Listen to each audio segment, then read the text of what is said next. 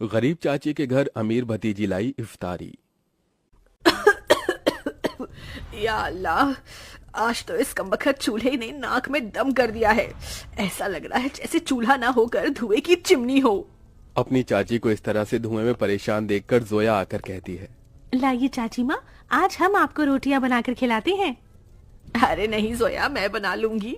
मैं नहीं चाहती कि इस चूल्हे के धुएं से मेरी हूर सी भतीजी का चेहरा काला पड़े।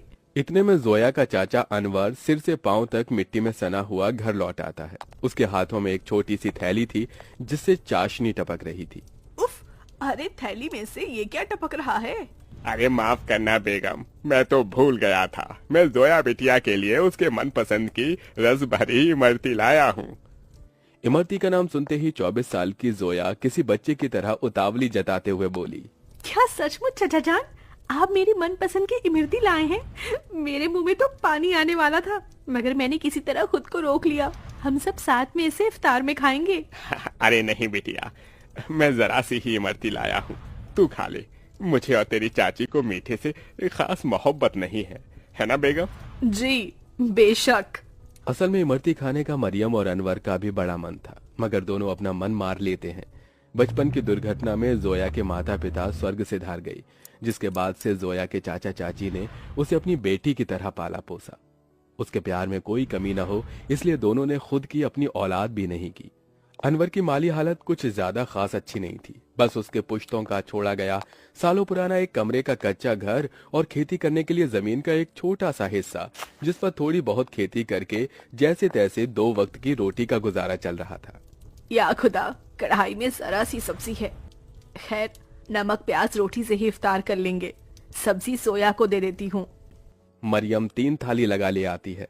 अरे ये क्या, चाची माँ मेरी थाली में सब्जी, आप दोनों क्या खाएंगे?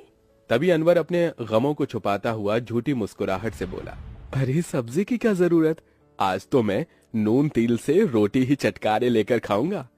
ये कहते हुए गरीब अनवर नमक तेल लगी रोटी काट काट कर खाने लगता है।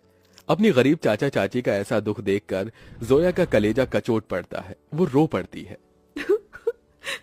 चाची माँ, चाचा जान, चलिए इन सब्जी में से खाइए। अरे इतनी थोड़ी खाऊंगी मैं। जोया के गरीब चाचा चाची को उसे जितना प्यार था उतना ही स्नेह उसे भी था। यूं ही दिन गुजरते हैं। सुनो जी, हमारी जोया अब सयानी हो गई है। हमें इसके निकाह के बारे में सोचना चाहिए। जोया, भाई और भाभी की अमानत है हम पर। मरियम, मैं तो दिन रात अल्लाह से एक ही दुआ मांगता हूँ कि मेरी भतीजी को अच्छा घर मिले। अनवर जोया के लिए रिश्ता ढूंढने लगता है, जो कि अमीर खानदान में हिना के बेटे से लग जाती है। अब शादी की तैयारी शुरू हो जाती है। अनवर, अभी तक जोया के निकाह का जोड़ा नहीं सिलाया। 2 रोज बाद उसकी रुखसती है। जानता हूँ बेगम, मगर जितना कर्ज लिया था वो खर्चा हो गया। मैंने तुमसे एक बात भी छिपाई है, मैंने अपनी जमीन बेच दी। क्या जमीन बेच दी? उसी से तो फकत अभी तक हमारी रोजी रोटी चल रही थी। अब क्या करेंगे आगे? अल्लाह मियाँ बैठा है ना रोटी देने वाला। मरियम, कुछ तो कर लूंगा, लेकिन जोया हमारी इकलौती भतीजी है। उसका निकाह अच्छे से घर में हो जाए ताकि मन में कोई मलाल ना हो। जोया के गरीब चाचा चाची उसकी शादी के लिए अपनी खेती बाड़ी बेचकर उसकी विदाई करते हैं। चाचा चाची माँ, जा मेरी बच्ची, अल्लाह तुझे दोनों जहां की खुशियों और नेमतों से नवाजे। जोया अपने गरीब चाचा चाची के घर को छोड़कर अपने अमीर ससुराल में आ जाती है, जहां उसके सास ससुर नंद जेठानी से भरा पूरा परिवार मिलता है, जहां सास हिना उसका स्वागत करती है। माशा अल्लाह, कितनी खूबसूरत बीवी है हमारे मुराद की। एकदम सही फरमाया आपने अम्मी, भाई की तो किस्मत खुल गई। चलो देवरानी जी, हम तुम्हें तुम्हारा कमरा दिखाते हैं। जोया की जेठानी आलिया उसे कमरे में ले आती है, जो कि बहुत ही बड़ा और आलीशान था। वल्ला, इस कमरे से भी छोटा तो हमारे चाचा चाची माँ का घर था। यहाँ तो हर शान और शौकत है। अगले दिन जोया नहा धोकर पहली रसोई करने आती है। अस्सलाम वालेकुम अबू जान। खुश रहो बहू बेगम। अम्मी जान, खाने में क्या बनाना है? अरे बहू, तुम क्यों खाना बनाओगी? उसके लिए नौकर चाकर है ना। मगर हम सभी तुम्हारे हाथों का शाही टुकड़ा खाना चाहेंगे। जी अच्छा। जोया जैसे ससुराल के ऐशो आराम भरे किचन में कदम रखती है तो नम आंखों से निहारती रह जाती है। उसकी आंखों के आगे अपनी चाची का धुएं में चूल्हा फूकना याद आ जाता है। या खुदा, हमारा ससुराल कितना रईस है। ऐसा लग रहा है जैसे हम किसी जन्नत में आ गए हैं। मगर हमारी गरीब चाची माँ आज भी गीली लकड़ियों से चूल्हा जलाती होंगी। आंखों ही आंखों में जोया का उसके ससुराल में 1 साल गुजर जाता है और रमजान का महीना शुरू हो जाता है, जहां वो अपने अमीर ससुराल वालों के साथ दावतों भरी दस्तरखान पर बहुत कुछ खाती है, तो वहीं उसके गरीब चाचा चाची के हालत गरीब बदहाली में कट रहे थे। अरे क्या हुआ मरियम बेगम, अभी तक खाना नहीं लाई? मैं वजू करके कब का बैठा हुआ हूँ। जी लाई। मरियम कुछ रोटियां रखकर नमक मिर्च के साथ लाती है। जी बस यही है खाने में, रूखा सूखा है खाने में। जाने अल्लाह हमारे दिन कब बदलेगा।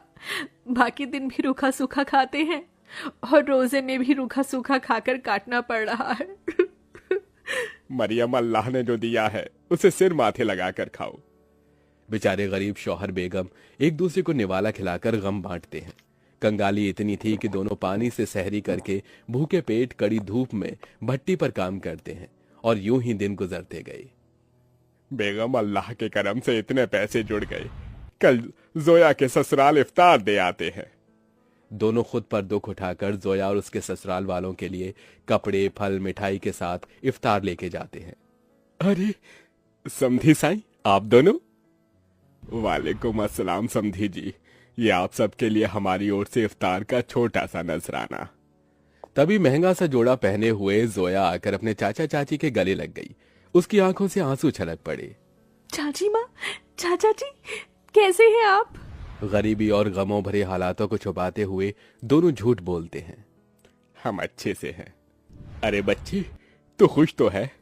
जी चाचा, मैं बहुत खुश हूँ। यहाँ सभी हमारे साथ बहुत ही अच्छे से प्यार मोहब्बत से रहते हैं। अल्लाह का शुक्र है जो तुझे इतना मोहब्बत भरा ससुराल मिला है। अच्छा, अब इजाजत दीजिए। अरे भाईजान, अभी तो आए हैं, अभी ही जा रहे हैं। थोड़ी देर में इफ्तार का समय हो जाएगा। इफ्तार की दावत खाकर जाइएगा। नहीं आपा, हमारे यहाँ बेटी के ससुराल का पानी भी नहीं पीते। हम चलते हैं, अल्लाह हाफिज। उनके जाने के बाद जोया की नंद ने कहा, अम्मी, आपने गौर फरमाया भाभी जान के चाचा चाची काफी कमजोर से लग रहे थे और कुछ परेशान भी थे। नाजिमा, लाजमी है कि वो कुछ परेशानी में है। बहू, तेरे चाचा चाची बहुत ही खुददार हैं। ऐसे तो वो हमारी मदद लेंगे नहीं। एक काम कर, तू भी उनके लिए इफ्तारी लेके जा, इन्हें अच्छा लगेगा। जोया के ससुराल वाले बहुत ही खुशियों के साथ उसके गरीब चाचा चाची के लिए इफ्तार की तैयारी में टोकरे भर फल, मिठाइयाँ, बहुत सी चीजें करते हैं। 2 दिन बाद जोया अपने गरीब चाचा चाची के घर पहुंचती है। किस्मत तो देखो, उस इफ्तारी की शाम उनके घर में रोटी के लिए भी जखना लगा हुआ था। तभी कुछ लोग अलमारी, कुर्सी, फ्रिज, पलंग इत्यादि अंदर लाते हैं। ये सब किसका सामान उतर कर हमारे घर आ रहा है? जोया, तू मेरी बच्ची? अस्सलाम वालेकुम चाची माँ, क्या बात है? इफ्तार का समय हो गया और आप दोनों ऐसे बैठे हैं? हम इफ्तार करने ही जा रहे थे। तो चलिए, मैं थाली लगाकर लाती हूँ। हम तीनों चाचा चाची भतीजी एक साथ इफ्तार करेंगे। जोया जैसे ही चूल्हे के पास जाकर देखती है तो सारे बर्तन खाली पड़े होते हैं। ये देखकर उसकी आंखों से आंसू गिरने लगते हैं। चाचा चाची, इस घर से मेरी रुखसती क्या हुई? आप दोनों ने मुझे इतना पराया कर दिया कि ये तक भी ना बताया कि आप दोनों किन हालातों से गुजर रहे हैं। मेरी बच्ची, इस घर में क्या तूने कम गमजादगी उठाई थी? चाचा चाची माँ, आप दोनों ने भी तो मेरे लिए कितनी कुर्बानी दी, कितनी मेहनत मशक्कत की और मुझे शहजादी जैसा पाला पोसा। अब मेरी बारी है। इसके बाद जोया खुद अपने हाथों से इफ्तार में बहुत कुछ बनाती है। इफ्तार की दावत देखकर उसके चाचा चाची पेट भरकर खाते हैं। आज एक अरसे बाद ऐसी इफ्तारी नसीब हुई है, वरना तो सालों से गरीबी में रूखे सूखे से रमजान के रोजे कट रहे थे। मैं यहाँ आप दोनों को सिर्फ इफ्तार देने नहीं आई, बल्कि ईद पर आपको मेरे यहाँ आना है और ये अम्मी अब्बू का हुक्म है। हम आएंगे बिटिया, जरूर आएंगे। जोया के गरीब चाचा चाची ईद के दिन उसके घर आते हैं, जहां उनका खूब स्वागत होता है और सभी साथ मिलजुल कर ईद मनाते हैं।